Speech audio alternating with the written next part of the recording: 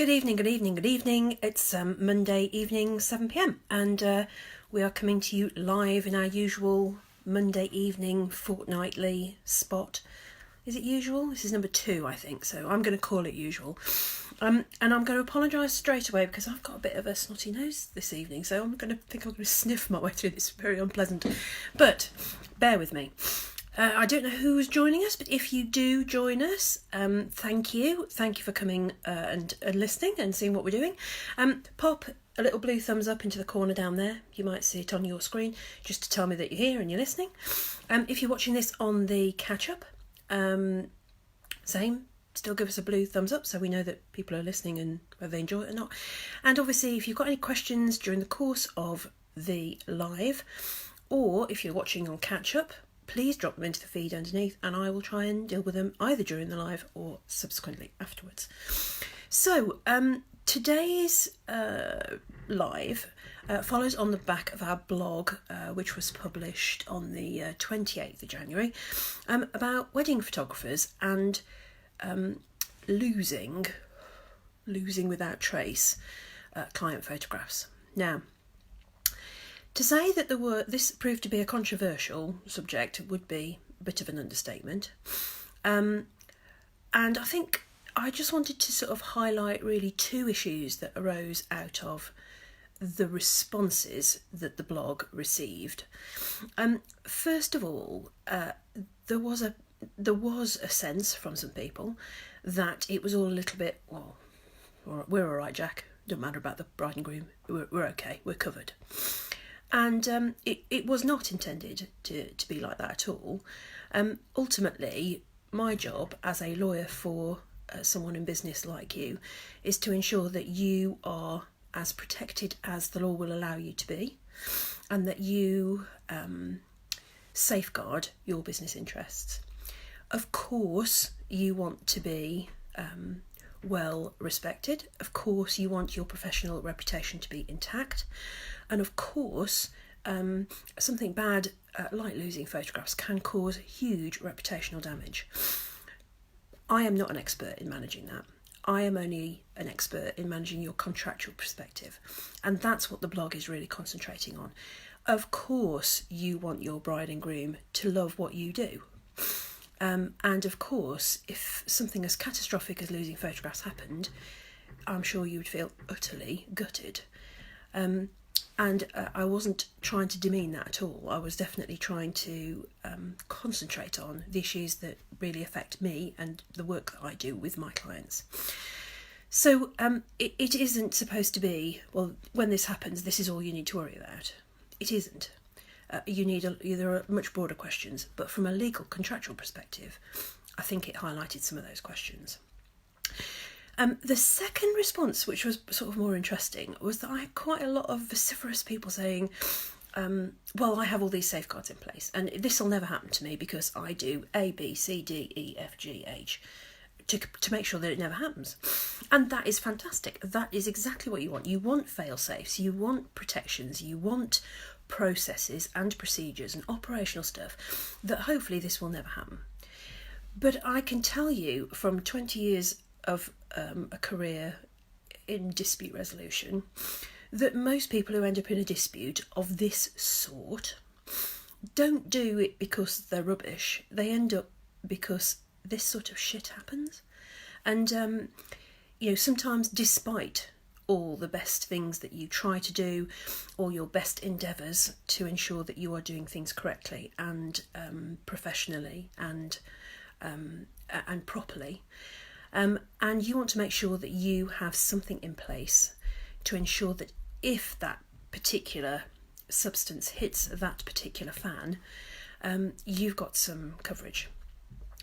And interestingly, even those people who told me at some length that they had all sorts of fail-safes in place, when I asked, and does your contract limit your liability? Yes, it does. And do you have public liability insurance? Yes, I do. Then brilliant, you're covered on all fronts. Because these are the things that sit in your terms and conditions, and hopefully you will never have to use them. You will never have to rely on them. You will never have a situation where a client claims that you've been in breach of contract or negligent and comes to sue you. But if you do, you want that stuff in place.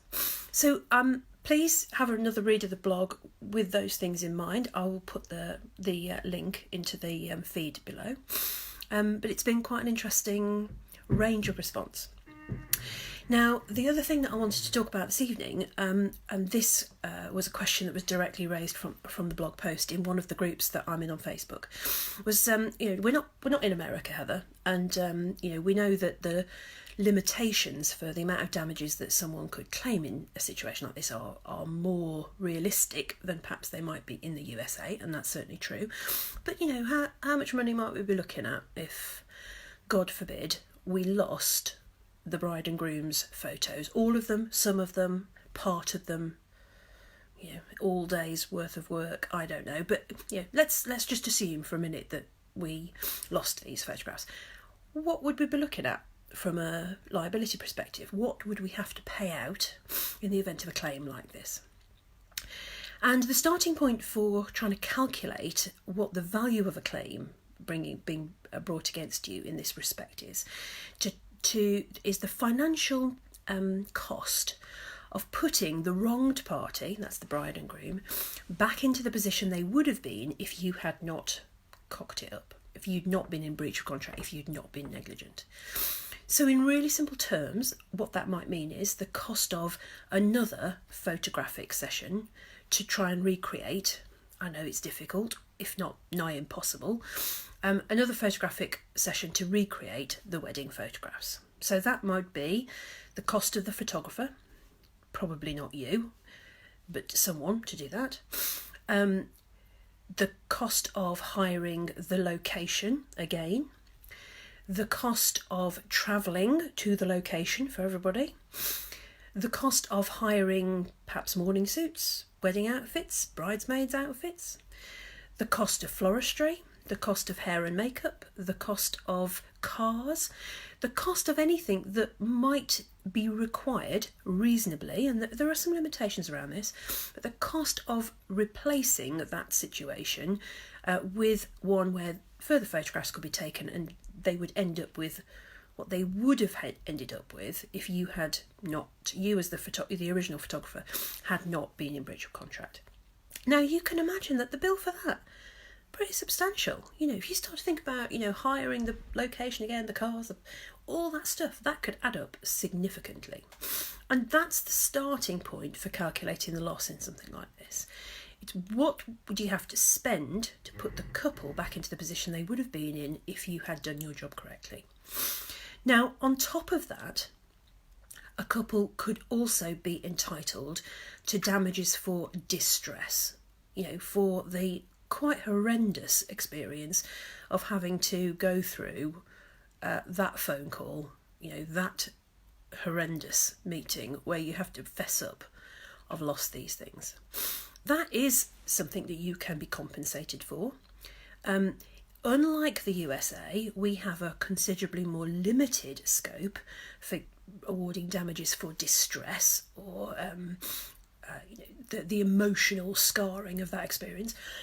Excuse me. But nonetheless, it's a number that will be more than a couple £100 and probably less than several £100,000. It is something to factor in when you think about what the risks are and when you think about what your contract needs to say about its limitations. So what I would say to you is this is a particularly complex area of law. It is not one size fits all. I'm not even going to attempt to tell you what the wording should be on your contract or that it should be blanket this or blanket that. These things are difficult and you need to take advice about them. What you are entitled to do is limit some of your loss in a contract, your liability for loss, but not all of it. And you need to be careful about which bits you try to limit and which bits you leave alone, as you are required to do under legislation. So if you are stuck and if you are worrying that you do not have a contract that adequately covers you, please get in touch with us at Stanford Gould Online. The templates that we have online available for photographers, we've got wedding photography templates. We've got a special package of all 3 templates for wedding, lifestyle and commercial, available at a reduced rate online. I'll put all the links below.